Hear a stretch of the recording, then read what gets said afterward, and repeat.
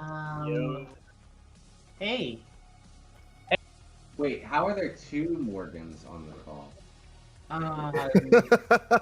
Mendenshire cloning. No! Yes! I know that. Nope, it's happening now. This universe where people talks. We need to believe that we are safe from Mendenshire. Not bleed into our My universe. children are everywhere. The most upsetting parts of Mendenshire are all existing in real people. But do you think there's one human on the planet right now that encapsulates all of Mendenshire?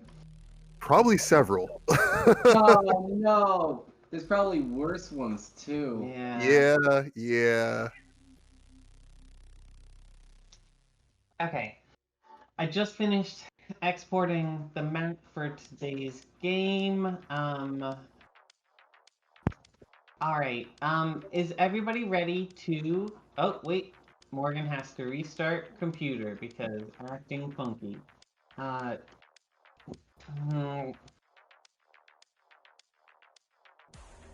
trying to figure out how I would even go about designing this final area.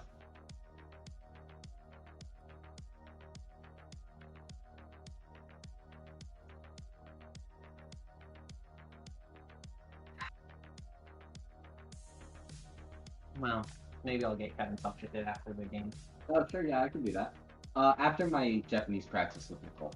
Mm-hmm. Oh, and after we make those pizzas. Mm-hmm. We're gonna have a busy day. We'll have 4 people to help with the pizzas, so that shouldn't be too big deal. Well, with something like that, there's not like enough jobs to support people doing something. Yeah. That can be like 2 people work on it, like 2. Like whoever's making their pizza. Sure. What's up with all these Stone Cold Steve Austin things? There is no answer. Yeah, there's definitely no answer. I don't even know how this is getting in the chat. Yeah. I do enjoy that Steve Austin doesn't appear to actually be wearing a watch. He's just holding his wrist up to his ear. Yeah, no, he had the first Apple Watch. It just says it to him. I was looking at the GIF for a minute. I was just like, something is wrong here, and I don't know. Wait a minute. Okay. When did Morgan leave? He needs to restart his computer.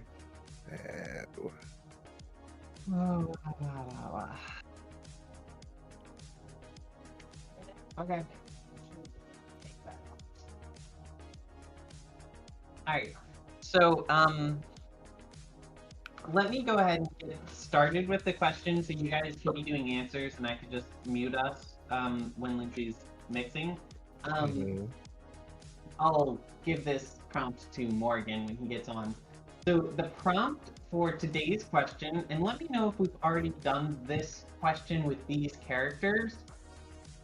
Oh shit, I think we have. I was going to ask, how does your character behave around children?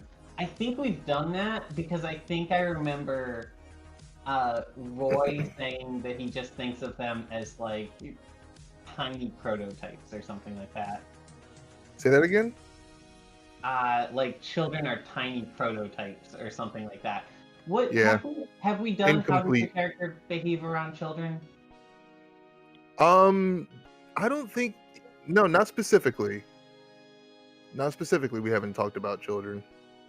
Okay.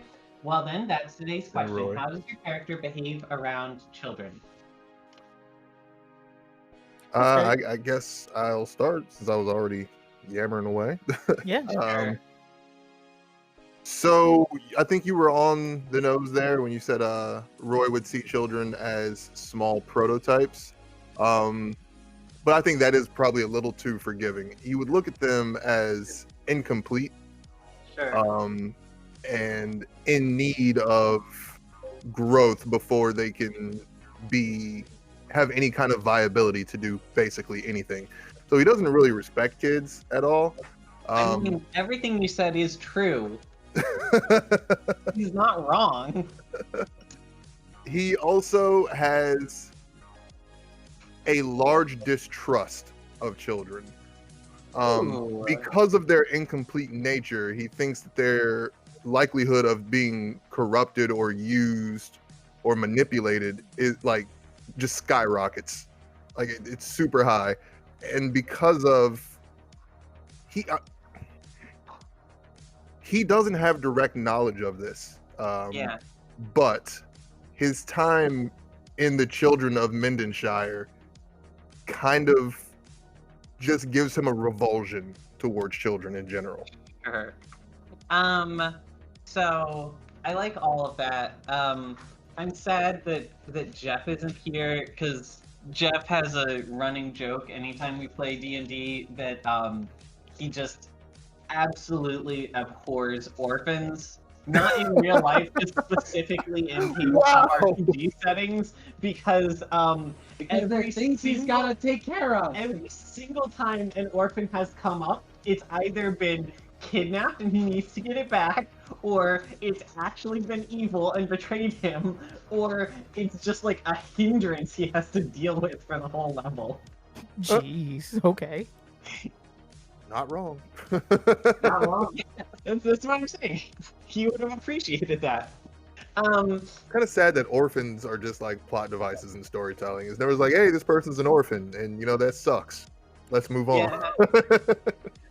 But we don't actually address it. Yeah. Okay. Great answers, Aeneas, Mike, Kevin. Yeah, I can go. So Mate loves kids and is really into the idea of, like, I guess putting on a show for them whenever they're around. Now I'm thinking of Nate as like an animatronic robot at Chuck E. Cheese. Kinda. It's like Showbiz Pizza, but with a gun. Nice. Yeah, Mate has always been like super kind to kids. In fact, it was a kid that had like restarted Mate's system and got Mate back online. So Mate is kind of like in debt to some kids. I think that definitely feeds into his like superhero persona. Has to be related to that in some way. Mm-hmm. Lindsay's going to start blending in a second, so whoever has an answer next, just hop in. Can you repeat the question? It's in scheduling. Oh, okay. It is. Oh, look. Oh, I see it. Yeah. Kids. Ruda really likes children, and he kind of has the personality of a child in some ways. So he like really relates to children. He's very good with kids. That's tragically accurate. Yeah.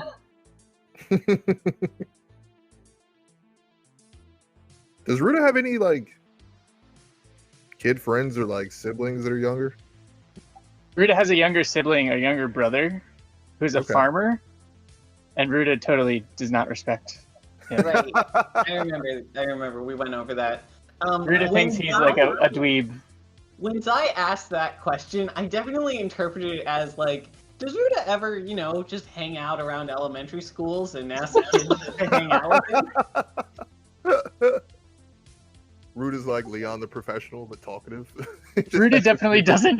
He's not a creep. Like he doesn't hang around elementary schools. There's every once in a while he does a workout on the playground with kids, but that's not like being creepy.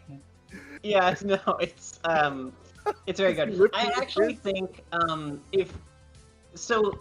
let me know how you feel about this, because I think the most wholesome interaction between Ruda and children that I can think of, and it's kind of along the lines of what you were just saying, is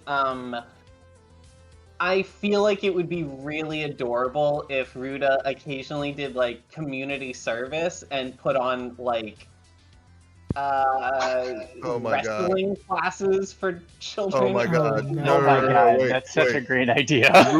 Ruda's the guy who gets called in when they do the space equivalent of the presidential fitness exam. Ruda does birthday parties. I mean, he definitely does birthday parties. Because the kids love it. The kids love his like wrestler montage. See, told you the Stone Cold gifts were going to come full circle. Yep. Okay, that's very good. I'm very excited to hear Avalyn's take. There are so many colors right now on her screen. You can see what I'm seeing. So I was pulling up something so I could post it.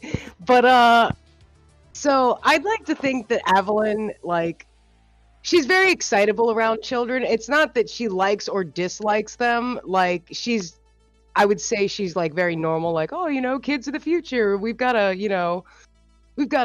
support them so they can like come into their own. But I feel like Avalyn also really likes children because like it keeps her on the up and up. Like, for instance, like she loves kids because it's like she's never going to run out of memes because she's always going to know what the next big meme is because the children are always going to be on top of it. And so like she probably hangs out with them a lot just because like they're That is absolutely adorable. I love that. And the other reason I think it's also a matter of like Avalyn probably had to get very used to children because when I think about it, I would think that when children see Avalyn, they see like a living, walking, breathing Lisa Frank folder from like back in the day. So it's just like they see her and they're like, oh my god, and they're like drawn to her. So she's just kind of gotten used to having to be around them. And this is what I was looking for while I was trying to explain that, because I think of Lisa Frank folders and I just think of Avalyn. Oh no. So good. That is very good Okay. and frightening, but very good. Okay. So, we need to hear from Emil, and I think that's it. I think once Okay. we hear from Emil, we've heard from everyone. Emil has no idea what to do with kids because because he never has been one, and no Nova has ever been one. They just kind of pop out Interesting. fully formed. So we've established that Nova do this like budding process. But there's no where concept they of being a eat these kid? kind of like starfish. But what I imagine Well, is there are like Nova born from supernova and Nova, and then there are Nova born that way. yeah. And so they all just come out as there are no Nova. There are no baby Nova. Yeah, There are there's no just Nova. reproduction. I like to imagine that when they're grown the the budding way, where you just kind of lose a finger and then it grows into a new Nova. I imagine they don't go through like a childhood like maturing period. They just kind of They go through a period where they don't know what the fuck anything is. Okay, see, I was going a different direction. I imagined that like they had all of the knowledge, but their like air quotes brain needs to finish developing for a while. So they're just kind of very like drunk for the first month or so. They're very drunk for the first month, but the way I've always thought of it was actually the exact reverse of what you said. Okay. Their brain comes out fully formed, but they know nothing. It's just like they have to. They Smooth spend the nuclear first- egg. Yeah, they come out with a literal blank hard drive, and they spend the first month like in the process of like forming their own operating system. So, okay, well that raises the question. Unless they're budded, and then they come out with like a literal carbon copy of the Nova they budded from, and then like Okay. diverge from there. But I like okay, so if we go that direction, I like the idea that they are budded and are fully conscious and like capable of talking and fully functional beings. But if they're budded off of like a pinky for the first like month, they're just like 3 inches tall. Yeah. Oh yeah. Hey bud, can I get a gin and tonic? Oh, except it would actually be a gin and enriched uranium. Yes. Okay, all of that is very good. So, are we ready to get back into the game? Mm-hmm. I think so. Oh, jeez. Now I have to actually, like do these plot points that I had been building up. Okay, so you guys had just met a Xenosian who seems to be the being that is putting out this like sleepy vibe that's keeping all the other Xenosians in this area asleep. I'm pretty sure she gave you her name. Her name is Scream. You blanked out there. What was it? It's What the fuck? Please don't make me do it another time. No, you have to do it once more because I still didn't hear it. Out whenever you do it. It's here. I will type it out. Amel feels like a deep sense of like, I need to pronounce this as accurate as possible every single time. Okay, you can see Wow. the spelling of it in the chat there. Wow. Her name is a Jamie Foxx sound. she has let you know that her mistress, the Baroness of the endocrine Baroness of this planet, wants to speak with you guys. She comes bearing a white flag, and has basically come to ask for parley. How do you guys respond to this? Root is on the offense. He's like, actually, Root is not here. Never mind. What? Oh wait. Yeah, we're not dealing with the other party first. Oh okay, hold on. So the other party is Team Distraction, right? Mm-hmm. Yeah. Okay, I totally forgot about that, and this is definitely where we should start this little adventure then. So I'm going to grab you guys. I'm going to drop you into the GM layer. Alright, so you guys are over here with your truck and such. Now, I'm not going to have very... I don't have a lot of area here to work with for your battle map, but I don't think that we will need one. Let's start by just talking through what happens. So, let's go over the vehicles again. We've got Liko with her big Gatling gun is sitting out of the hanging out of the passenger side door of this Jeep. Dirk, who is their party's mage, is driving. Ruda is in his wraith frame. And Evelyn, where are you?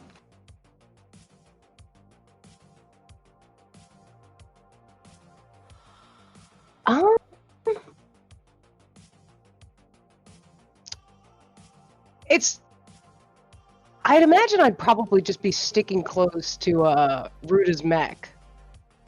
So are you on foot? Or do you want to go full-blown Harshnag style and you're just... Yes, I'm absolutely on top of that mech if I can be. Okay.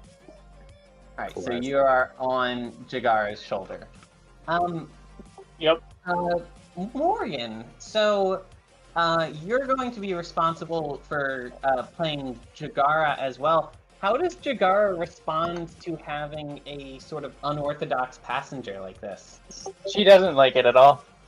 She's Oh. like, Ruda, what the hell is this? Like, we agreed that it would just be you and me forever, okay? This is not acceptable. Fantastic. What does... okay, I have questions about Jagara, but let's not get distracted. So, you guys were going to make a big commotion to distract the enemies so that they don't come rushing towards the other party. So, at this point in time, the party is just entering the water treatment facility thing. things you have to work with. We've got this tall city wall that seems to be made out of one large piece of living wood. We've got this golden gateway leading into the city, and then grown around that golden gateway is this big Xenosian hive flesh thing that is swarming like a beehive. It's got Xenosian drones just flitting in and out of it. And then there are two other hives that are off to the side. So I'm going to pull you guys over here for the time being until you establish what exactly your plan is. So yeah, how do you guys plan to proceed? Do we have any explosives at our disposal?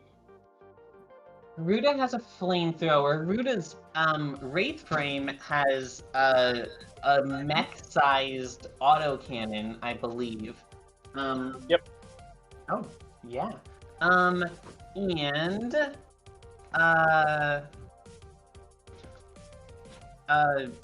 Shit, what is this character's name? Liko. Liko has a big Gatling gun. And where are the Xenosians at this point? So I started with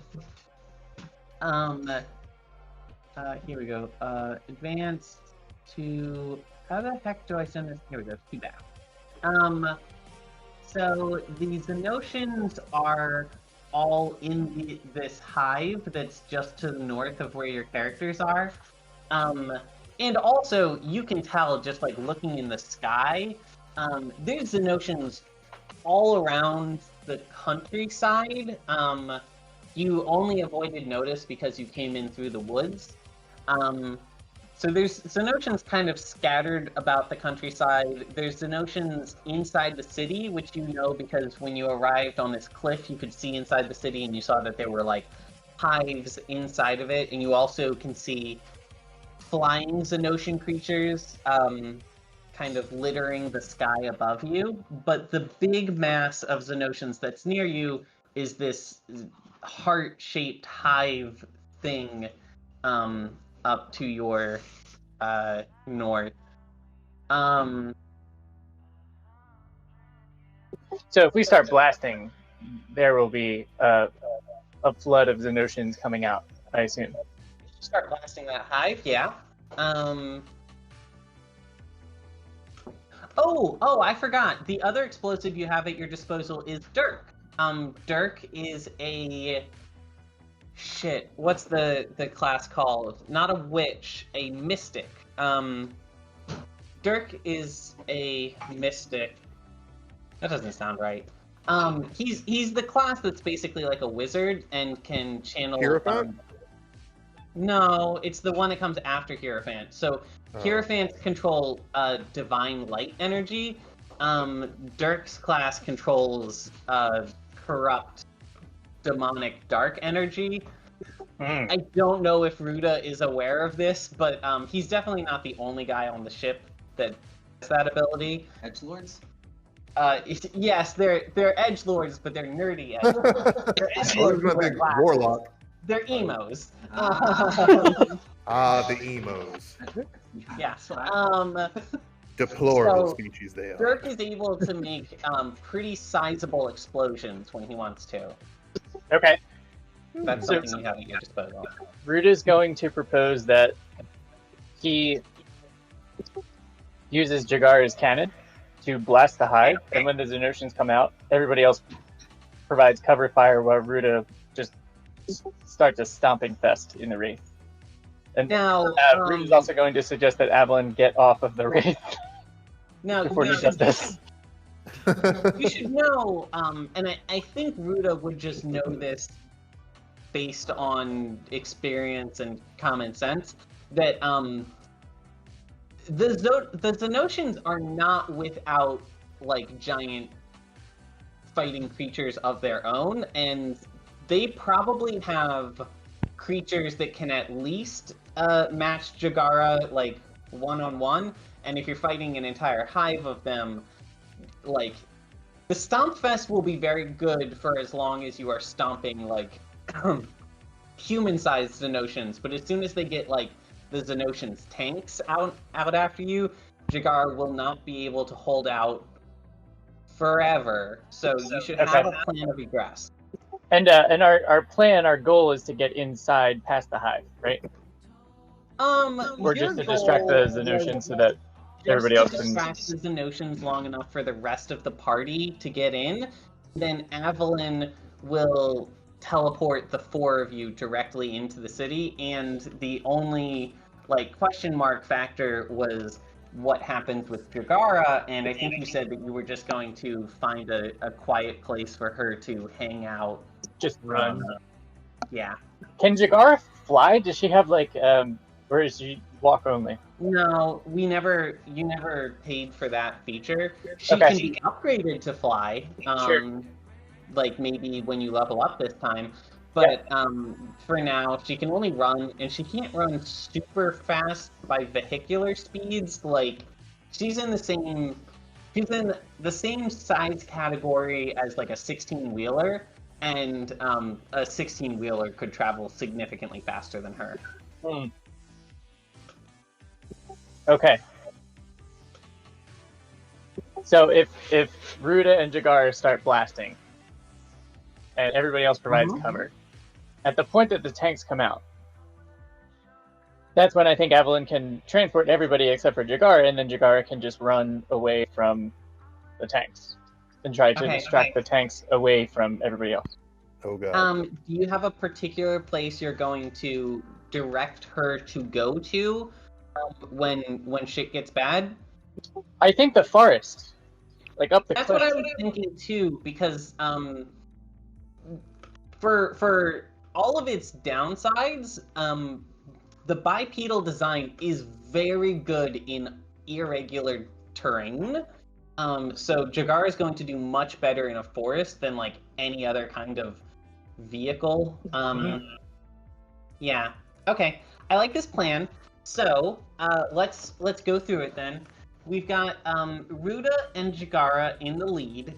We've got Dirk driving and ready to start putting out some major fireballs and stuff in whenever needed. And Liko is hanging out the passenger side with her Gatling gun, mostly there to pick off any smaller guys that get close to the car. But that's what's happening. Ruda, you're in the lead. You start driving towards the hive, and do you go for the main body, or do you just take this southmost one and start blasting? I think the southmost one, but first, I think it's worth noting that Ruda should probably get out of Jagara before this happens so that he can get transported with everybody else. So Evelyn, alright, I'm sorry. Jagara has like, you said Jagara has an ability to be on her own for 15 minutes. And this will be the 15 minutes that she's like on her own. The exact time period, but yeah, she will. The longer you are not piloting her, the more strain it's going to put on her to stay awake. So it's not hard 15 minutes, but at like 10 minutes she's going to be like somebody who's been up for 24 hours, kind of sleepy. And at 15 minutes, she's going to be like somebody who's been awake for 2 days straight, kind of sleepy. Okay. At some point, she will just like pass out, even if she's still being chased. So just be aware that you give her enough time to get somewhere safe. Okay. So I think in that case, I'll probably blast with Ruda in it. And then after the Xenotians come out, like Ruda will be able to provide ground fire with everybody else until they transport, because he has the autocannon too. Or I'm sorry, the auto carbine, whatever it's called. Okay, cool. So this happens. You get up to the southern part of the hive. Now we definitely need you to make some kind of roll, and the roll is going to be how well you... I think we need 2 rolls. One role is how well do you distract them and make sure you have their attention so that the other group doesn't, so that they don't notice the other group. The other is what kind of is how well you like actually survive the fight. And is this to get that Jagara? far. Is this Jagara rolling or is this Ruta rolling? Well, that's a good question. So I'm thinking that Jagara should roll weapons bonus for the actual combat, and Ruta should roll some kind of intimidation skill, maybe tough, for how well he like distracts them. Okay. So let's start with the distracting roll. I'm gonna change my strategy a little tiny bit and hit the main hive. All right. Because it's bigger, it's probably got more threats in it, and I want that to go down first. Okay. By the way, just remind me that the next time you level up, you really ought to upgrade your piloting skill because you've been using Jagara a lot. Okay. So. Woof. Oh boy. You can re-roll that with a fate point as long as you have a justification. Yeah, I think Jagara's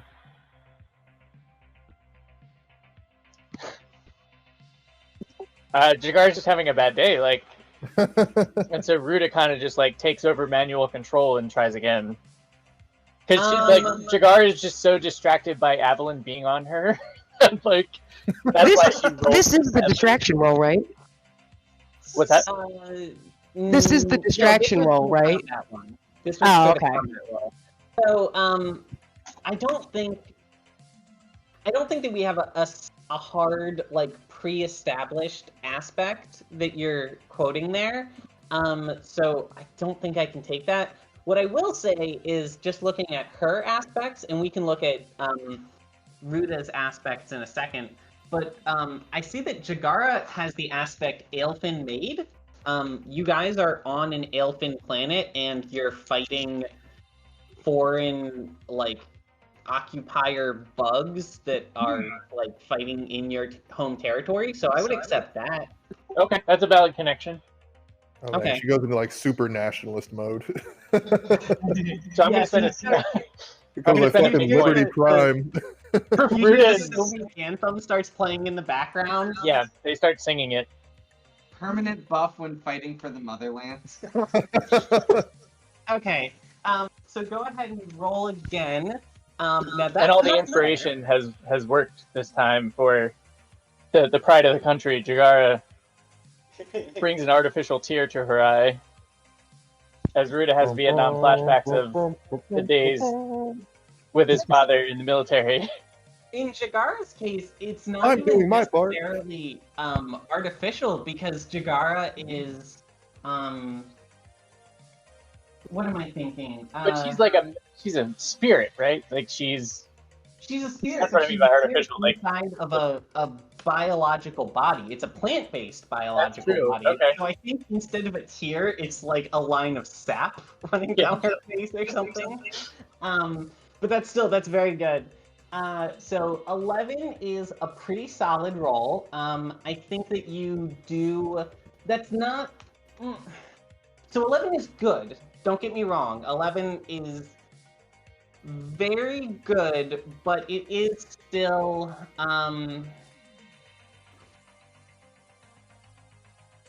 Well, it says if size is a relevant factor, add 3, right? Is this? Yeah. 11 is good. 11 is still mitigated. You have to take into consideration the scope of what you're trying to do. So I think that's actually kind of on the weak end of like rolls you could have done, but I don't think you're going to get much better than that. So 11 is fine. Let's see, in order to feed back into that, like how well do you guys survive thing, I'm gonna have Dirk roll an explosion and then Liko roll cover fire. So Dirk is rolling explosion. He's definitely going to be rolling with a 4 and a weapon bonus of 3. Sounds right. Ooh, shit. Woof. That's not terrible. That's 5 plus 4. And then Liko rolls.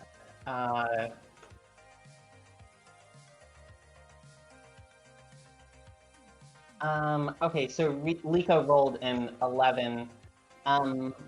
Plus 3 in both cases. Yeah, so, between the three of you, I would say you succeed at creating a distraction, and surviving the assault, but you don't do great. So, I'm actually not going to have you do a roll to distract them.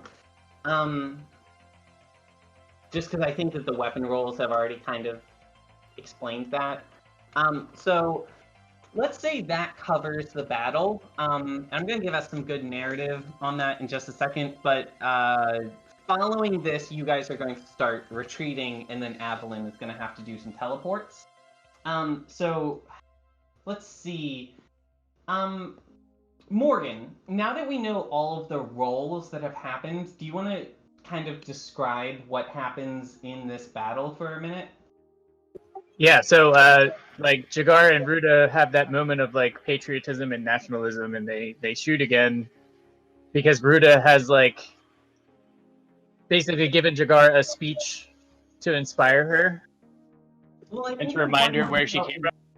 Before you get to that, I think there's a scene where you guys you shoot the hive, no roll required there, like that succeeds, and they start swarming you, and there's a second where you're holding off the little ones, but the big creatures that are coming at you you're just not putting out enough firepower to slow them down, and there's a moment where it's like really scary because you've got like 5 creatures all the size of Jagara like closing in on you, and then you have that moment of nationalism where like you guys are fighting to protect the homeland. Even if it's not your homeland, this is still Aelfin territory, and maybe at that point she like pulls out her sword and starts hacking away at the big guys. Do you have anything moment. anything that happens before you guys move into the retreat process? I think Ruda starts getting out of the vehicle after that. Okay. And then starts, I think Ruda, once he gets down, he's gonna like take a shot at whatever he can shoot with the auto carbine. So here's what I'm going to do. Instead of giving you, the way I'm going to handle this is, because you didn't roll fantastically, and in fiction we've established that the enemies do get to Jagara, and then Ruda gets down and fights on his own some. So, I think make a weapon roll for Ruda, and then we'll have you and Evelyn join the other's truck as they drive away while Jagara makes plays a decoy for a little bit. Okay. The bad result of this encounter is going to be that Jagara gets injured.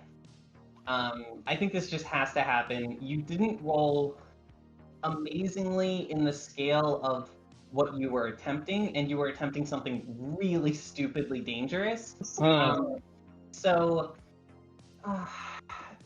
why don't you tell me what kind of consequence Jagara is going to walk away from this with? I mean, Jagara has, I assume that one of the tanks for the notions has some type of like melee weapon, and I think that the Jagara and one of the tanks goes into melee combat. Sure. And not that she has any limb cut off, but she's like gashed. Okay, so let me go ahead and I think that her right arm, which is her melee. Actually, I'll give you the choice. Either her melee arm or her gun arm is disabled. for the time being? I would say her melee. Okay. Yeah, that's very good.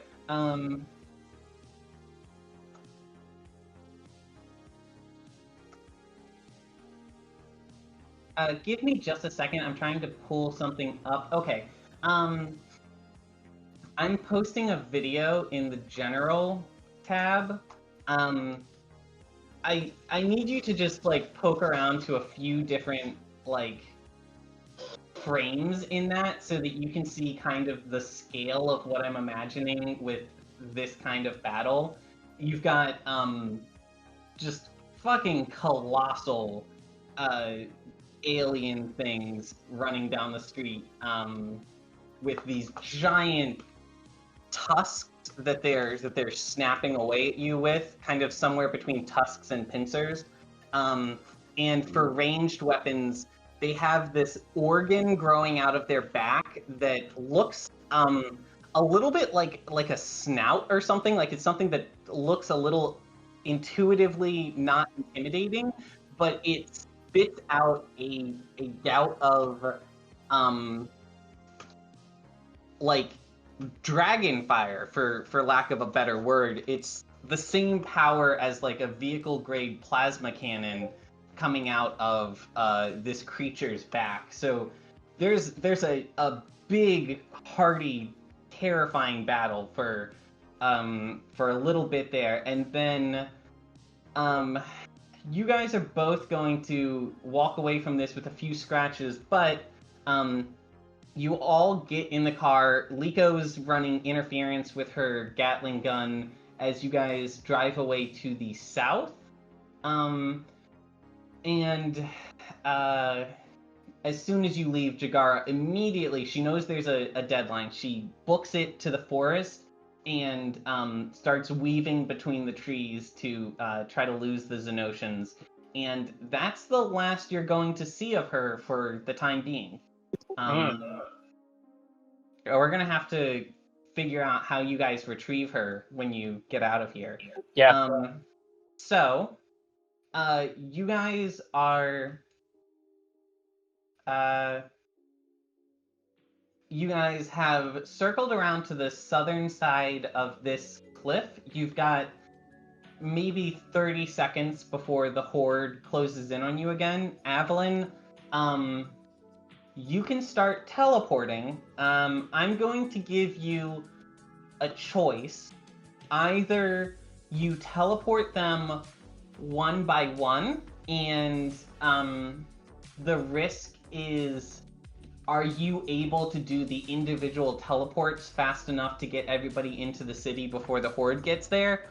Or you can try to teleport all of them at once, but the risk is going to be, are you strong enough to do it? And if you're not strong enough, then you might injure yourself in such a way that you're not able to teleport at all for a while, and you'll have to find another way around the situation. It's your call, Anais. I think I'm gonna go for the latter. I know you are, Danger, because danger I know Avalyn.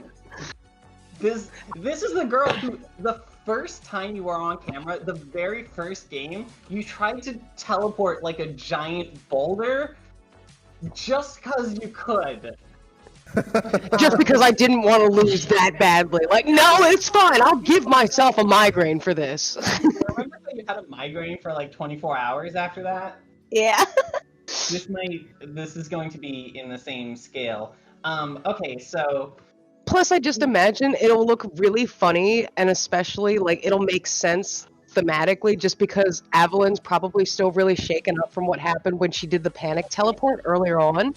And, like, since we're being swarmed right now, and I have to touch people to teleport them, there's probably just this weird moment where everyone's sitting here like, all right, it's your moment, it's time, and she, like, pulls everyone into a group hug and just tries to do it like that. That's so good. And everyone's sitting there like, what is happening?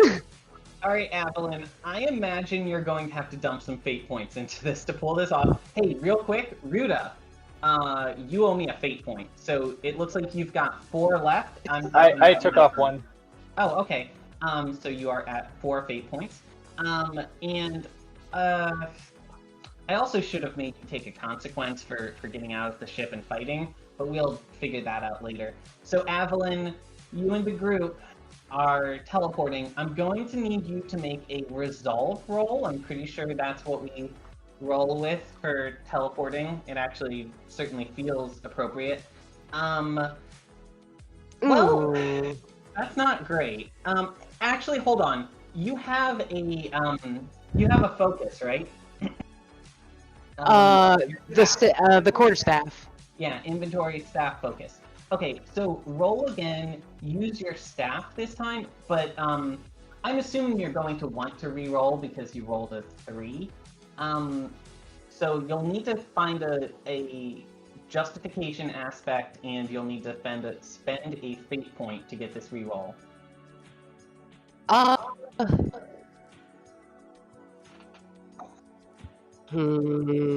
So you've got Ancestral on your staff. You've also got, let's look at Evelyn's aspects.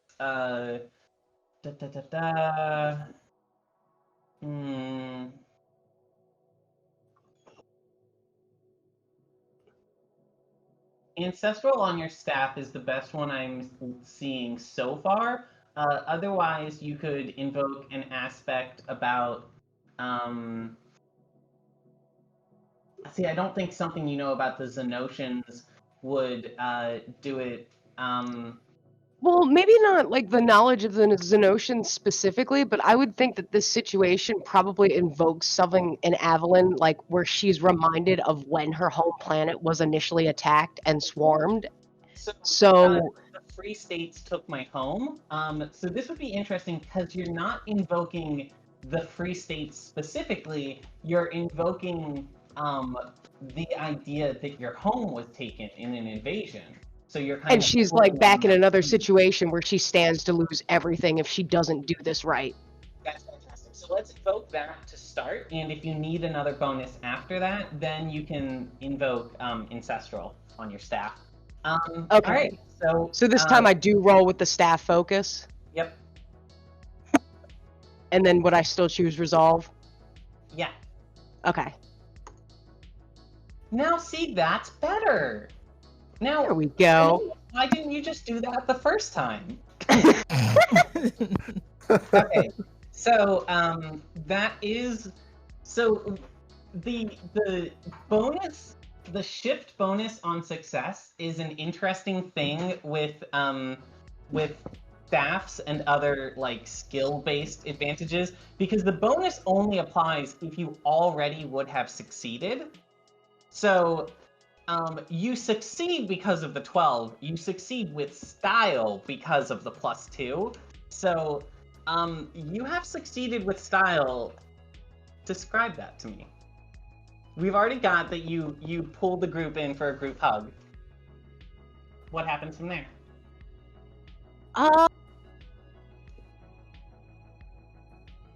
Ooh. I'd like to think that Evelyn probably tries to go and say something that's like really inspiring, but Evelyn absolutely trips over her words anytime that she tries to do that. So she's probably got everyone pulled into this hug, and she's going for something that's like of the realm of, don't worry guys, we're strong and we're gonna get through this, and like just blink and then we'll be on the other side. And in reality, she probably just says something like, I'm so cool that I'm not gonna let my friends die, and then we pop. And I think that another important detail for this scene is you have that moment where you fail the first time you try. So I think that you grit your teeth and you try to teleport, and there's this like this kind of like wave of light that comes out of you that is like the first half of the teleport animation, if that makes sense. Like you show that like you're starting to teleport, and maybe you guys like flicker for a second, but then it collapses in on itself, and it hurts, it burns in your head.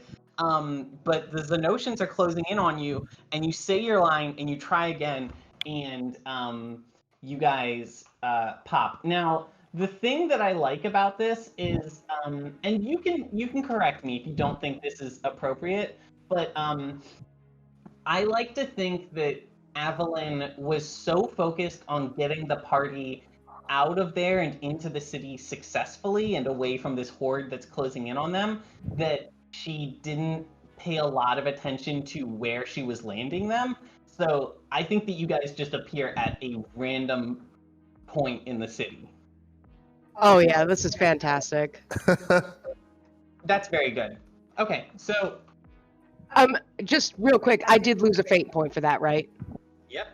Okay. Go ahead. I'm down to 6 out of 7. Yep, I fixed it. All right, I need to add a new map, and I'm going to start processing this. So while we're doing the next scene, I'm going to be working on this new map. I'm not actually going to be looking at the map in question.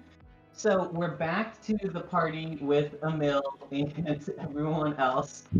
Hold on. I need to move my setup for a second. Kevin is very cozily snugged up in a blanket on the couch. Thank God it's not the weighted blanket, because if it was the weighted blanket, he would be gone. So let's see if we can move my setup to accommodate, I would say, 60% conscious Kevin. You didn't need to do this, friend. I didn't need to move, or I didn't need to put you on blast. That's both. Both, friend. Okay. So. Okay. It's Kevin. So you guys are in the water processing plant. You have just met Scream.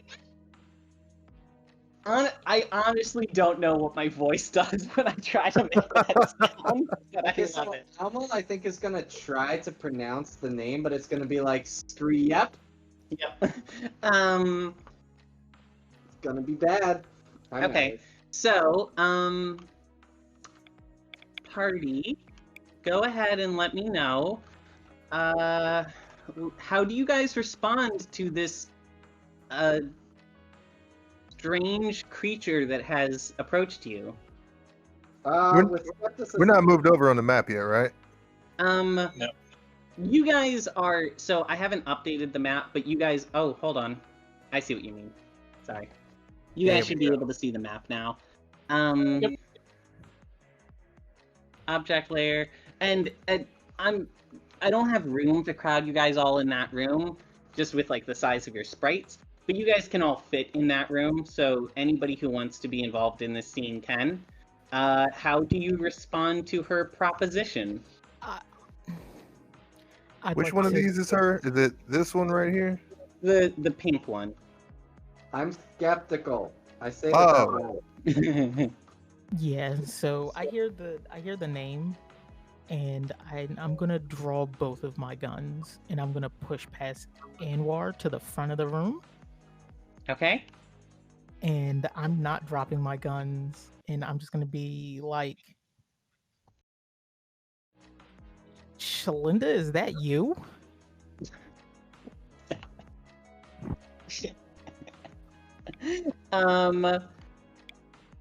Yeah, she does not have a response for that. She says, I don't believe we've ever met. I'm just here with the request for parley from my mistress. And I think she she doesn't have a like snake-like voice.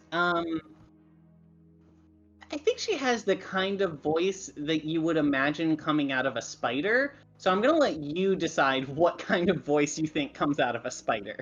I'm imagining she's got the voice where it sounds like there's 5 voices talking at once. Yeah, it sounds kind of like Shelob from like Lord of the Rings, I think, but maybe like echoed. Sure. Yeah, I like that. I'm gonna repeat my question, and then I'm Or the gonna ask Arachnid thing again. from Dark Crystal. Yeah, that definitely works. Is there But any I'm gonna in the change my literature tone. about some notions that talk? Okay, so important question in fiction. do you guys continue this conversation with her, or do you like tell her you need a minute to talk amongst yourself before you respond? Oh, and I'm then... asking this in front of her so she can hear it. Okay. So who has the literature? Is it Roy? And then Mate has a different perspective on lore about Xenotians? Yes, I have a different understanding. Yeah. Roy would say something to the party along the tone of, "What does the ant say to the boot?" Oh, well, so Jesus.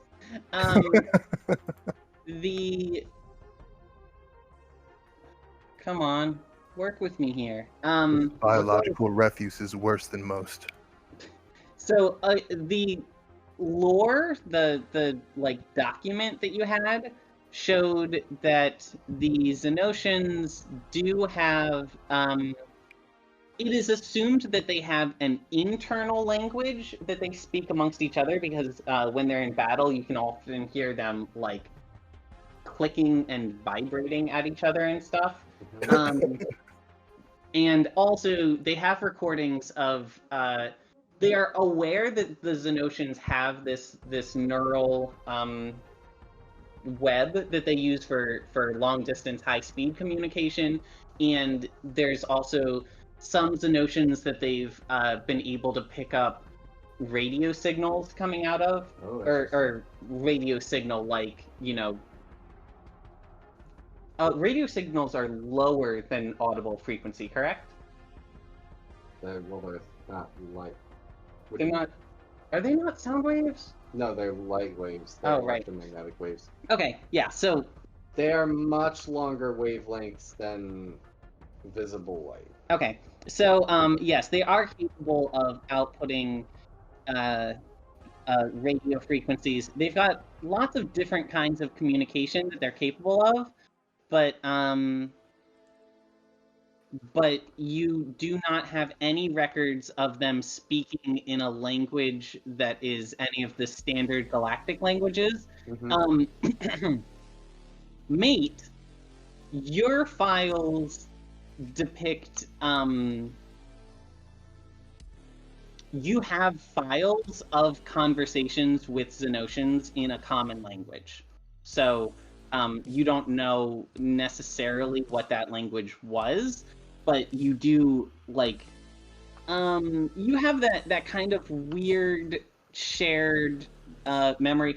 All right, just out of 1 second, out of the fiction, I know you've kind of mentioned on chat a couple times your character's, like, species, for lack of a better word. Are we allowed to talk about that outside of the fiction? Like, obviously the characters in fiction don't know it, but are we comfortable with addressing what you're, like, the basics of your character's, like, air quote, species? Or do you want to? I think we're gonna have to, because I'm calling out the fact that I think that I know this particular Xenotian that's standing in front of us. Okay, so you don't know this particular one. Like, you don't recognize her face, for lack of a better word, but you do have, air quotes, memories of talking with Xenotians in a like peaceful, familiar manner, and you recognize this as not a memory of your individual terminal, but a memory of the network. Yeah, this is definitely a shared memory, and it's conflicting with my ability to kind of stay focused, just because it's like I remember seeing someone like this on the planet, like my planet, before it was destroyed. Actually, so yes, you have an individual, like, your terminal has memories of seeing peoples like this on your planet before it was destroyed. Your network memory was not from your planet. It is just somewhere, you don't particularly remember where. You were only able to recover like one file, but you have a memory of talking to Xenotians in what you remember as a Xenocian household. Yeah. Okay. Hopefully that was all right to talk about. I think it's more interesting to talk about it live and let the other players hear it, even though their characters don't know it. I'll keep that within reason. Yeah, no. I think that's fair. Like, even if it's not role played out, like they should have an understanding of like right now, kind of why I feel the way that I do.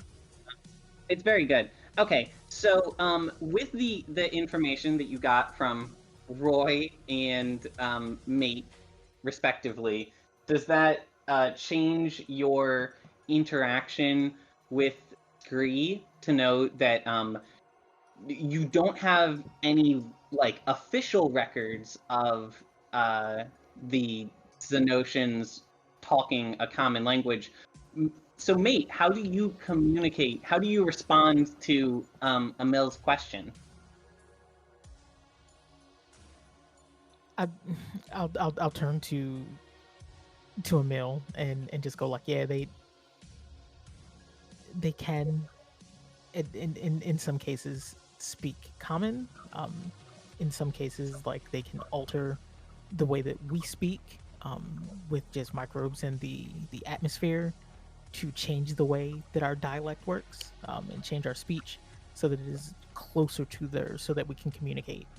It's almost like a forced way of changing linguistics on individuals without them knowing about it. That's so cool. I'm imagining like the bug in the ear from Hitchhiker's Guide to the Galaxy, but yeah, basically like when like we were gassed earlier, that was making them susceptible to Xenocian language and understanding. That's so cool. Okay, so you have that information. Either Emil or anybody else in the party, do you have a I have confidence that Mate knows what Mate is doing. Yeah, what they're doing. I follow you, Mate. I trust you on this one.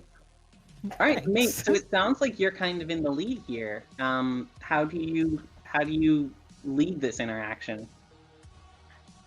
You say you want to parlay? Parlay? So she raises her hands in what feels like a practiced gesture, not necessarily a natural one that somebody who like air quotes speaks the language would do. She raises her hands and says, "No, I'm sorry. My mistress wishes to parlay with you. I don't have the individual words to say. She did allow me to let you know that she wishes to offer you aid in whatever you've come to this planet to accomplish, but I don't have any details other than that I can offer you." And where's your mistress right now?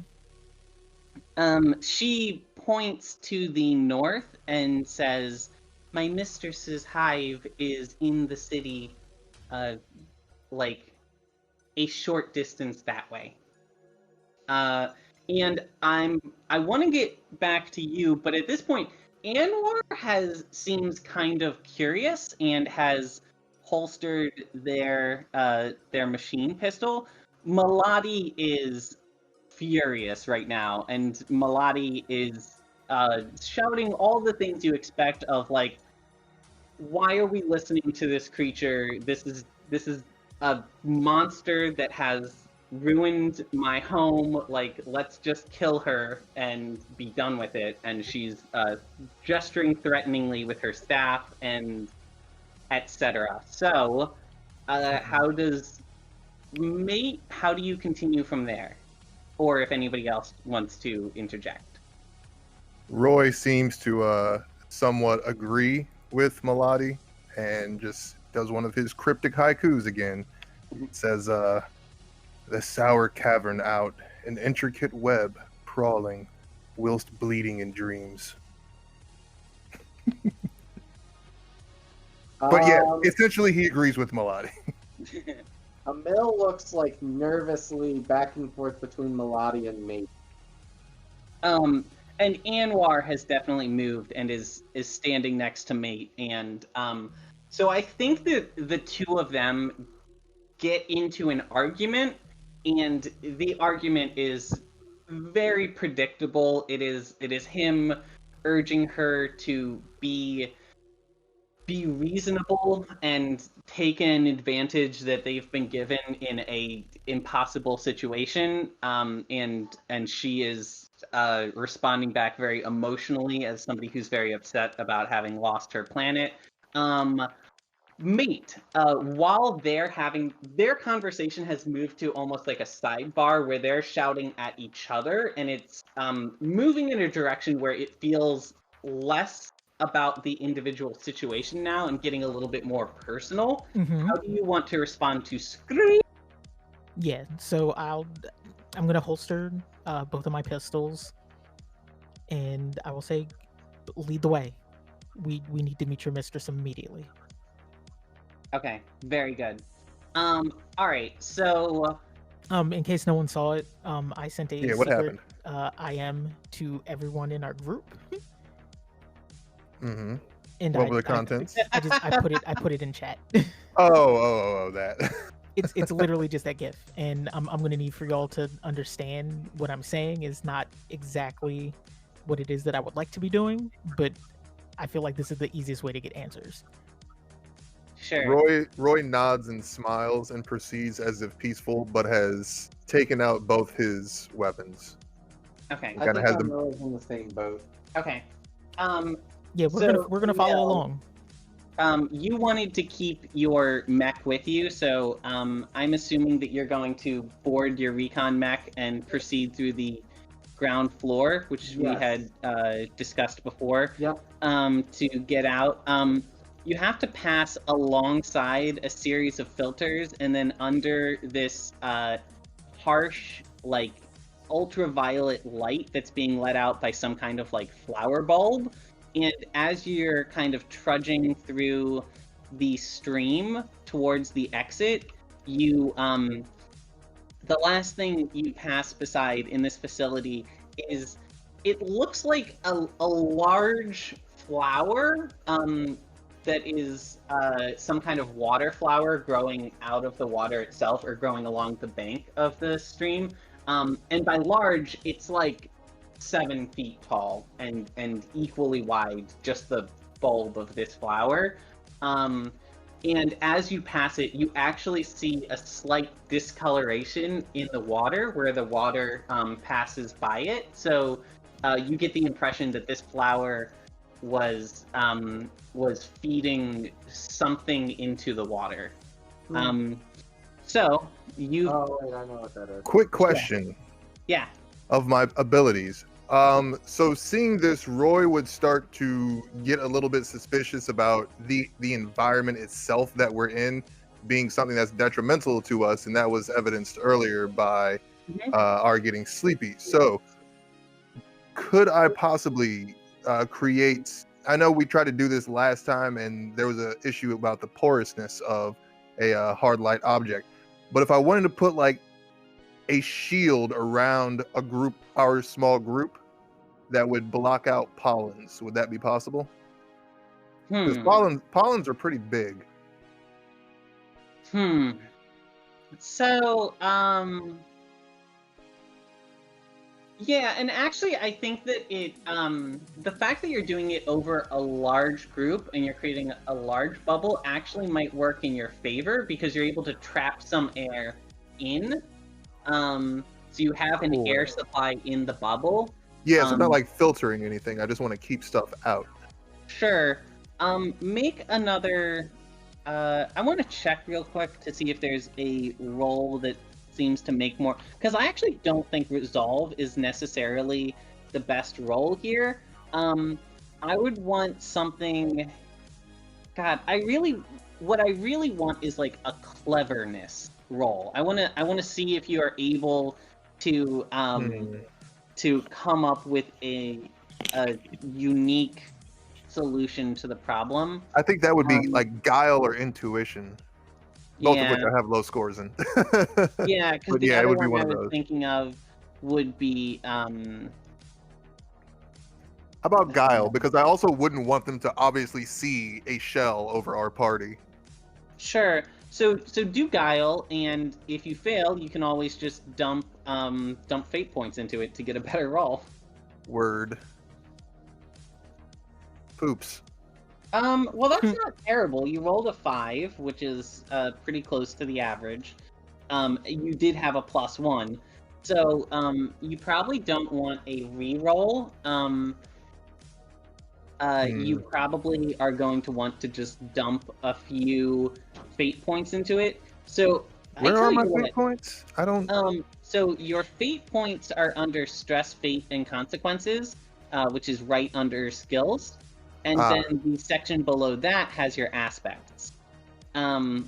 So you've got. It looks like you have 10 fate points. Oh, that's right, because I gave you a fate point for taking that unnerved consequence. And you said they're under stress? Yep. There we are. Okay, yeah. I see them. And then you can use any of your aspects to justify a bonus. So I would use could I use 4 of those and the aspect of where is it? Like I treat my body like it should be a well-oiled machine. Sort of like the whole my body is my temple, and I guess also obsessed with biological cause. This would make more sense. Obsessed with biological causality, because Roy is seeing like just biologicals going insane and taking things over like a virus. One aspect per fate point. So I treat my body like a well-oiled machine and obsessed with biological causality. Both, I think, work here. I can think of at least one other that I think would be a reasonable justification. Maybe one more than that if you wanted to try to dump all 4 in. I think I hate my own mortality would be another That's one. one I was thinking. Yeah. That definitely is a justification for being desperate about a defensive role like this. Can you come up with the fourth one would be ego is inefficient, which is why I'm trying to surround the whole party as opposed to just myself. Okay. Because I'm going to need all of us in order to get out of here alive.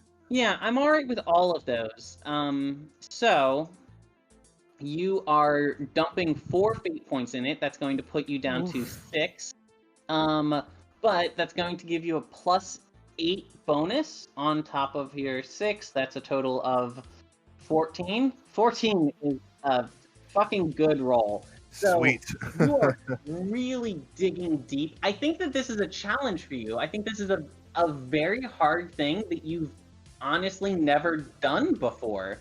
And you're kind of figuring it out as you go, but you're pulling on these fundamental parts of who you are to strengthen yourself while you work. So yeah, I'll allow that. You're going to have a bubble around yourself. Hooray! We're not going to get poisoned, guys. Or let's see. What if I say? Or pollinated.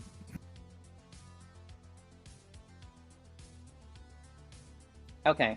You see this? Do you see this yellow bubble that I popped up? Does everybody else see that yellow bubble? Yep.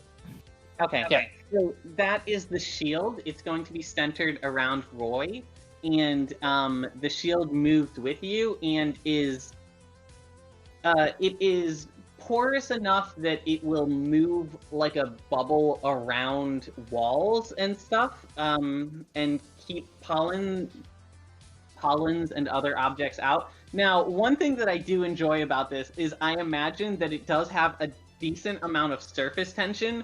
So it's, when you see those terrifying human hamster wheel kind of videos where a person is inside of a giant plastic bubble and they're running downhill or whatever. Yeah. It's sort of like that. And if you imagine somebody just walking through a household in one of those things, that's kind of what's happening. You can get through like hallways because you can just deform the bubble through the hallway, but anything at the edge of the bubble is getting like pushed away. So you're So just there's like building, rocks and all kinds of shit getting pushed around. you're building up a like dam of detritus at the edge of your bubble Oh, that's as great. you go. Okay, It's like, so oh no, ignore that. That's nothing. That's nothing. Sorry. okay, so you guys are moving. I'm actually going to take you guys out of this map. You guys move through to the exit at the far end of the stream. You pass all the water maintenance, air quotes, equipment plants that I mentioned earlier, and you pop out the other side. Pop out literally because you're inside of a giant bubble. And you guys are going to be inside of a city. So I'm going to... can I unselect that guy? Heck yeah, I can. Okay, so let me... Oh god. Move. Move. Ruined cityscape. Okay. So... I was bragging to Mike about the fact that we have this new map that I've been making, and it's the first time I've photoshopped a map in a while. I've mostly just been doing drawn maps without editing them lately. So, Big compliments. I'm already getting flashes of Stalingrad. this is actually Insomnia, the capital city of Final Fantasy 15. But just watch that movie. It's real damn good. Yep. I actually haven't seen the movie, but I did beat the game sometime in the past couple months. Yeah, you should watch the movie. It's pretty good. I might actually go back and play the game after watching the movie because it looks to be of this kind of serious tone that I actually would like. It's a very serious tone. Well, I will be. You should play it. Even if you don't love it, I'm very excited to see what you like think about it. Mm-hmm. Yeah, okay, the world building I saw was pretty cool. It reminded me quite a bit of Final Fantasy 3/6, simply because of the whole Imperial side of things and the use of Magitech and there definitely is a big Final Fantasy 6 vibe to it. That's my jam. Okay, I think the two parties are roughly the same scale now. So, we're now going to sort of DM the two parties simultaneously now that you guys are on the same map. So each of you guys can respond as something comes up that you want to do. Roy and Mate and company. The building that Skrella is leading you towards is right. Yeah, I think it's this one. So I'm going to just drop her off at the end point and assume that she is leading you guys that way. The heart of the city, which is where the crystal that you're trying to retrieve is inside of this building here that I'm about to mark. But it is heavily guarded. I'm sorry, can you ping that again? I haven't pinged it yet. I'm going to actually drop a star on it. Okay, cool beans. Thank you. So Melody will be able to explain this to you as you walk through the city. There's this big, like, pre-temple kind of facility there. It's kind of a combination of, like, a giant wheel made out of stone with a tree like growing through the wheel. And then she says that the facility with the heart is actually deep underground, under the roots of that tree thing. But inside, in front of that tree, there is just a like. It seems like none of the Xenosian infestation has actually been able to take over the field like in front of it, but there is a huge like horde of Xenosian giant monsters and such out front guarding it that make it pretty much impossible to approach for the time being. Now, we're going to roleplay your passage through the town. Avalyn, your group, when you teleported, you didn't appear right in front of the water filtration plant, which would have been the ideal place for you to appear. Instead, just looking around, you get the feeling that you appeared relatively close to that big hive that you guys were pissing off. But you are now north of that hive, whereas you lured all the enemies south of that hive. So the streets are relatively clear. It is still probably going to be just a constant firefight as you move through this city, unless you guys want to be like very, very careful about stealth. But you guys can figure out where that goes. Other party, I think there's one last detail that I want to go over before we start actually moving. And we can decide whether we want this to be a stopping point since we're approaching about 4 o'clock. Mm-hmm. Anwar and Malati got into a big argument while you guys I bet they did. To street.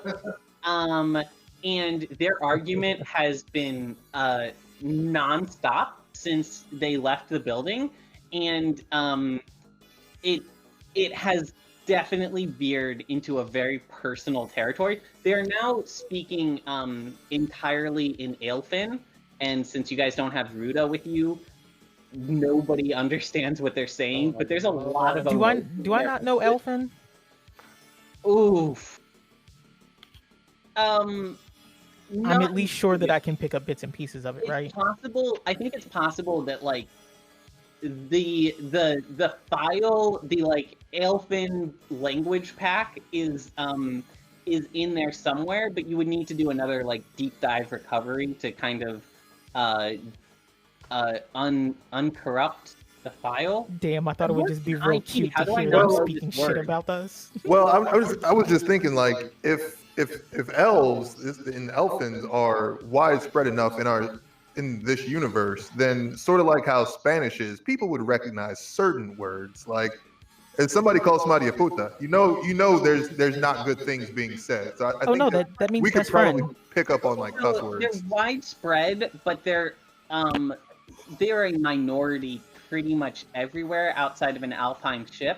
Mm-hmm. So it's more, I think it's the closest parallel, and this is what I've always had in mind when I'm world building the Elfin, is the Jewish people. So in the same way that there's a handful of Yiddish words that most Americans know, which honestly it's because of Mel. I was about to say what, Seinfeld and Mel Brooks? Yeah, Seinfeld and Mel Brooks, basically. Yeah. So like you would know, oy vey and schlep and a few words like that. Right. But definitely not conversational. Oh no, that's super fair. I just meant like, is there any real good narrative reason why it would make sense that I would get enough of this conversation to know that they're like put off by us? Like obviously we can tell by like intonation why they feel the way that they feel, especially after what just happened. Nope. I don't think you get any of the language words that are spoken, but you get just off of body language and like tone, you get that it has steered in a very personal direction, and very quickly I think she says something, and it's something that distinctly appears to hurt Anwar in a personal way. And Anwar, I think Anwar says, like, in common, like, I can't handle this right now. I'll find you guys later. And I knew it. I starts knew Anwar walking was off gonna on his storm own off. down the street. Oh, If one damn. of you guys wants, you can roll a. I don't know if it would be intuition or if we have like a perception roll. I think we have perception, right? Yeah. One of you guys can roll perception, and if you roll good enough, I can give you like a clue word that you pick up on. Nice. Because if I wasn't going to do that, I honestly was about to walk up and defuse the situation. But since we're going to just let Anwar storm off, Sure. I'll use perception and go talk with Malati. So the word that you pick up on is Dion, which kind of blends in with all of the rest of the language, except this is one Ilfin word that you do know because you have heard it and have heard a definition for it semi-recently. Anwar, or Dion is not actually a word, it is a name, and it's the name that back when you guys had your campfire and everyone was talking about their like mentors, Maladi's mentor was Tuon and Anwar's mentor was Dion, and Dion died at some point a while ago, which is what led Anwar to leave the world and go live with outsiders. All of that said, how you guys react? Maladi, for what it's worth, has says just like, fine, he can survive on his own, just let him deal with it, whatever. We need to be about our business. If we're going to talk to this creature, let's go talk to them. And wants to just push on. So I feel like Mate takes that upon themselves and feels very sorry about what they did to kind of press them into that situation. I'm gonna let Malati know that before the mission started, I put a tracker on Anwar and Malati because I wasn't sure if I was going to trust them, and just wanted to make sure that I could keep tabs on them. So I'm pretty sure Anwar should be fine as long as we don't see the tracker disappear. Sure. In a rare display of what seems to be approaching sarcasm, Roy looks after Anwar as he walks off and just says, "No, don't leave, but you'll be safe. Everything will be okay outside of the bubble." Okay. So, does anybody go after Anwar? Roy doesn't. Yeah, I think the only one that I think seems plausible would be Mate. Mm-hmm. Yeah, I feel bad about it. I'm gonna go after Anwar. Okay. So you guys, this is entirely up to the party. Do you guys have a some kind of group like GPS or like monitor so you can see relatively where everyone is? Yeah, we have basically like the Soliton radar. Yeah. I mean, I have established that you guys have a map, and I'm imagining in true MMORPG fashion, your map has like a dot for all of your party members. So, Evelyn, you see that the most of the party is approaching north through the city from your west, but Mate and Anwar are both diverged and are moving a little more eastward. So they're actually moving in your direction. Other details: you have this big hive to your east, and you have not necessarily been seen yet, but the streets are crawling with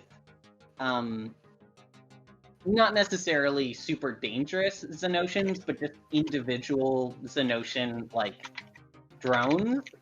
So you will probably have to fight your way if you want to just walk through the streets in open. What do you want to do, Aeneas and or Vuda? I think Evelyn would definitely comment on the fact that her tracker is picking up that Mate and Anwar have broken off from the group, and she would probably Are you gonna give somebody a call or a text?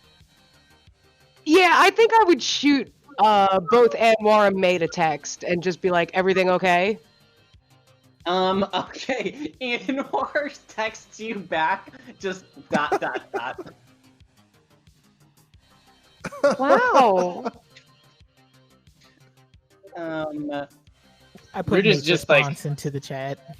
Ruda's mind is occupied with Jagara and worried about Jagara and where she is. Sure. What did you put in the chat, mate? The answer is no. Things are not fine. Okay. Evelyn's gonna keep texting, what happened? It's definitely that scene where somebody gets a text they don't like and they were just text back to it and they just keep texting and you get a whole chain of texts and they're all on the right side. Yeah. She just keeps spam messaging them why isn't anybody answering me? What's going on? Sure. Text everyone individually and then as a group as well. Yeah. Yeah. So, mate, Anwar is kind of sullenly and grumpily pushing forward and is definitely has his submachine gun out and is blasting a few drones that get in his way. But he seems to have a destination in mind. So are you joining him, just guns akimbo, kind of blasting your ways through the street and just following behind him? Yes, but now I'm actively answering all of Evelyn's texts. Okay. So I was not anticipating this, and I actually need one more building that I don't have on the map, and I see you. So I think I'm going to go ahead and just kind of doodle this in here. Background.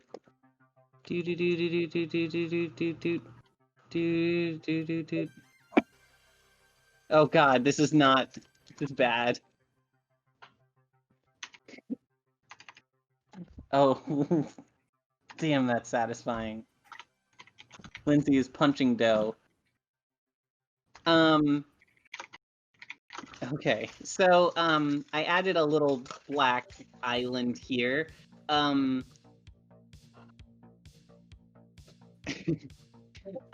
So Anwar makes his way here, and there's a hut in the center of a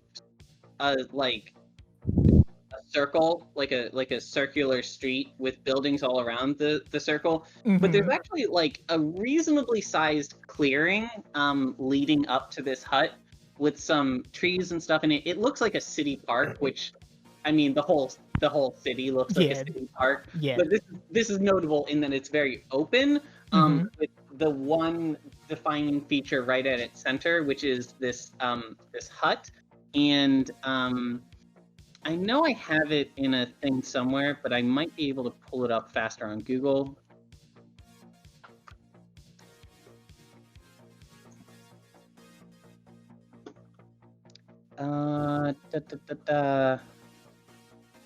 This is pretty much what I'm picturing, although I don't think this is...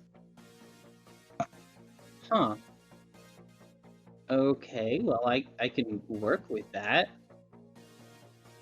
Oh, it's gonna be one of these two. Yeah, I'm gonna go with this one. Copy image address. See if this works. Yeah, that worked. All right. Discord general tab. So that is sort of the general aesthetic of this house that you see. It is so this whole city is overrun, but it's mostly overrun with the notion corruption, which looks like, you know, meat matter growing over everything. All of the buildings that have not been touched by the corruption look basically like tended gardens. They look like plants, but plants that have a sort of a design to them and a like a, for lack of a better word, like a human hand. Are these vegan Zenotians? Because they're only eating plants? No. The Zenotians are in fact not eating any of the plants. They're only growing over the plants. They're not able to eat plant matter. They have eaten all of the life forms on this planet, and now they're kind of farming. But the way that they're farming, it's the Zenotian members are eating meat, but they have meat farms, which essentially is just like I watched Castlevania. Well, I was gonna say it's like a fungus almost that will grow over a field, and then the fungus is an animal that eats the plant matter and converts it into animal matter, and then they eat the animal matter. Yeah. So it is basically cattle grazing, but a little more. He described the Midwest. Sure, yeah. Okay, so you get this beautiful hut. The thing that's most notable about it is that it is overgrown in the traditional sense. It looks like this hut was abandoned for a long time before the Zenotians came, and it looks like just based on everything else that you've seen in the city, this is the only point you've seen in the city that looks like this. It looks like the building has been intentionally abandoned. So Anwar makes his way in front of this hut, and he stops and looks up at it for a second, and then makes his way in, and he moves with a assuredness of somebody who is coming back home. Maverick can't get through because the Kevin, you were unconscious when this happened. Anwar broke away from the group because he got hurt, his feelings hurt. Mate went with him. Would Emil have gone with him or stayed with the group to complete their mission? I am gonna stay with the group to complete. Okay, cool. So, we will cycle back to Anwar and Mate. Avalon, is it safe to assume that you're trying to catch up with them? Yeah, I think after, like, not receiving a message that Evelyn deemed acceptable or even beginning to explain what's happening, she probably just broke off on her own. Like, I'll be back. I just need to go check something. So, what is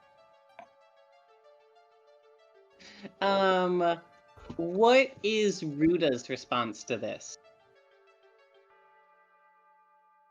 Ruda's still like, he's like on cloud 9 in the sense that like he's very, very distracted right now with killing Zenotians. No, like he's got his gun out and he's like he's in battle mode, but like his mind is elsewhere because he's worried about Jagara. Okay. So like he fires his weapon following behind Avalon. Yeah. So Avalon, he's like firing at Zenotians and stuff. with his I think he's like flaming it up. So Evelyn, you've got Ruda, who's kind of absent-mindedly following behind you like a lost puppy. The other two members of your group are Liko and Dirk. Liko is would absolutely follow you even if you were splitting away from a group, because Liko is your bud and your best friend's smush mate. Smush. And Dirk doesn't want to be left alone. So Liko and Dirk will follow you, and so you can take the lead, and wherever you go, they'll go. Okay. So you move through the street towards where they are. They've already drawn a bit of commotion. You have the choice between trying to get to them stealthily or trying to just fight your way through the streets. Which do you want to go with? I think Evelyn would probably actually kind of in a fugue state right now. Yeah, considering Ruda's distracted and Evelyn's also in a situation where she can't freely teleport right now because she just did something so taxing, I think she would probably opt for stealth because she doesn't have her ace up her sleeve right now. Okay. Sure. So Liko is a little bit out of her comfort zone with stealth because Liko's big thing that she has going for her right now is a very large Gatling gun, which is, I don't think you can stick a silencer on a Gatling gun. Or if you did, you would need 6 silencers and you would burn through them. You could try, they don't work. Yeah. You can put a silencer on anything because silencers don't exist. I mean, there are devices that reduce the sound of a bullet. Nothing is going to make it so that you don't hear a bullet. From 150 decibels to 120. Yeah, from what I've seen, the way that silencers generally work is just by giving a large area for the gases to disperse in before they leave the barrel, so they leave the barrel at a cumulatively lower energy. I will also say this is a sci-fi setting, and even if silencers aren't a real thing currently, they could be a thing in this using a technology and technique that we're not familiar with. But I do like the fiction of silencers being a consumable basically that you have to replace. So all of that said, Evelyn, do I have a stealth stat? I do. I think again that. Oh wow. So Evelyn, I'm gonna need you to roll stealth because you're taking the lead. Oh yeah, here we go. Oh, yeah, let's see that +1 skill. Oh. Get it.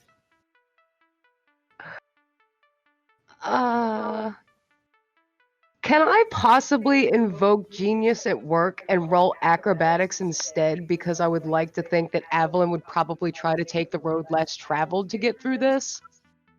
You're gonna fucking parkour your way across the city. Yep. Yeah. I'm alright with it. Spend a fate point. So that is 2 total fate points you've spent this game, and you can roll acrobatics instead. God damn it! Damn. Yeah, I Damn. think you're just gonna have to live with the consequences. First, I think your head is out of it because of everything that's been going on, and also this splitting headache that you have from teleporting this whole group and failing the first time. That not only applies to your teleportation skills, I think it just kind of applies to everything right now, especially anything that takes care and precision. So I think that this is something you normally wouldn't have any trouble with, but you just absolutely beef it. and by beef it, I mean I think that you try to jump up and grab onto this ledge, which you normally would have no trouble with, but you get the timing just a little bit off and face plant into the wall instead. Oh. You ollied when you should have flip kicked. Yep. Oh. So I'm gonna Rookie need mistake. you to take 3 points of physical stress. And then the rest of the party, I think that kind of determines you guys aren't going to be able to go through this with a stealth approach. So, Ruda, give me a combat check, and Okay. Liko is going to roll a combat check as well. All right, so Liko did pretty good. I'm going with my flamethrower. Okay.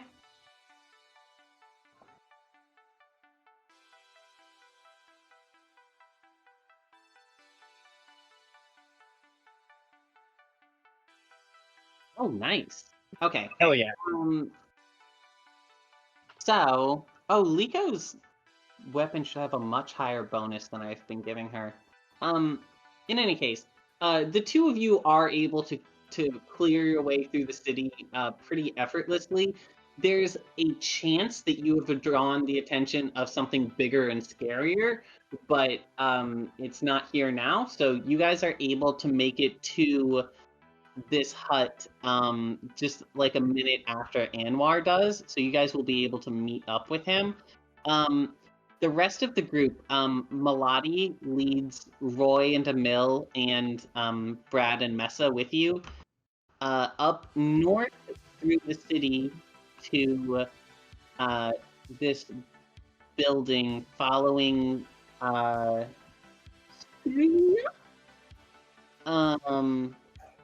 so you guys get through the city.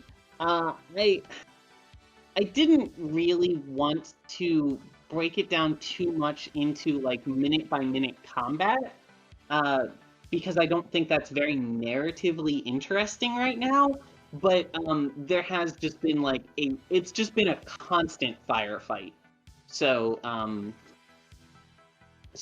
I mean, Mesa has been clearing the area around you with her 2 combat drones.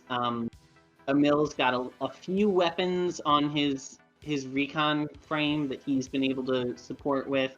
And then Maladi, I think I decided that Maladi is a mystic, but she's a like unique subset of mystic that doesn't rely on demons as a power source. So she is doing a lot of blasting, but she's not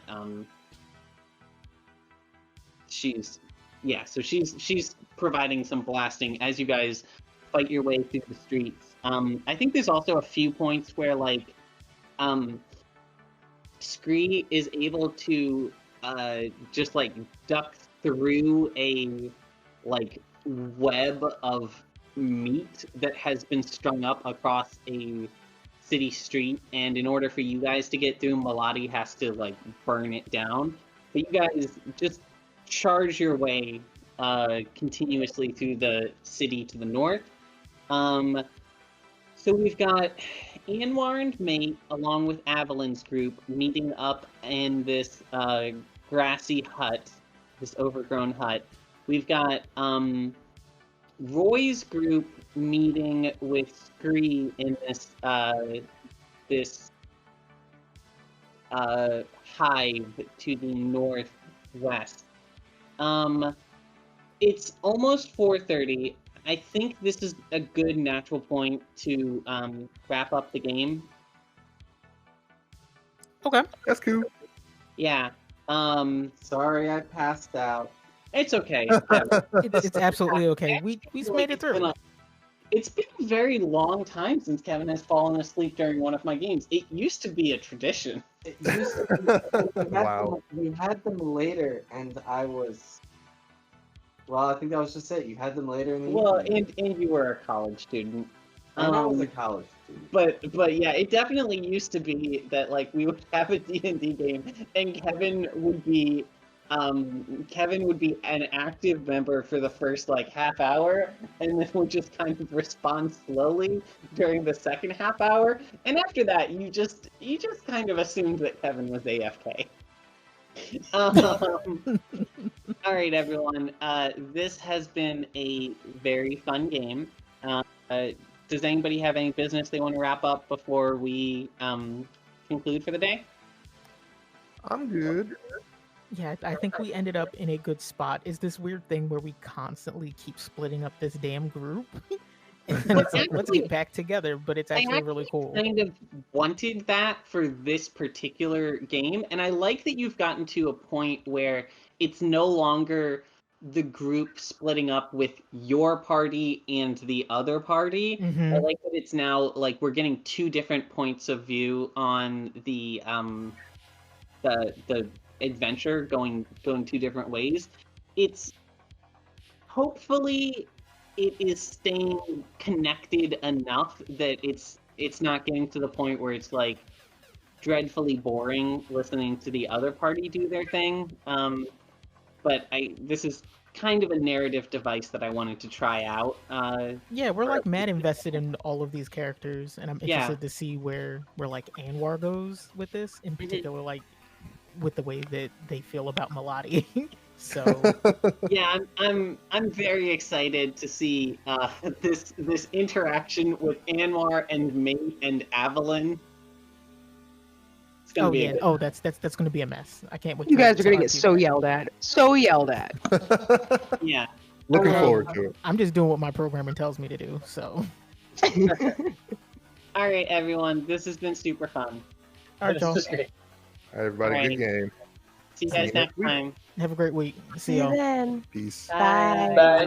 Bye.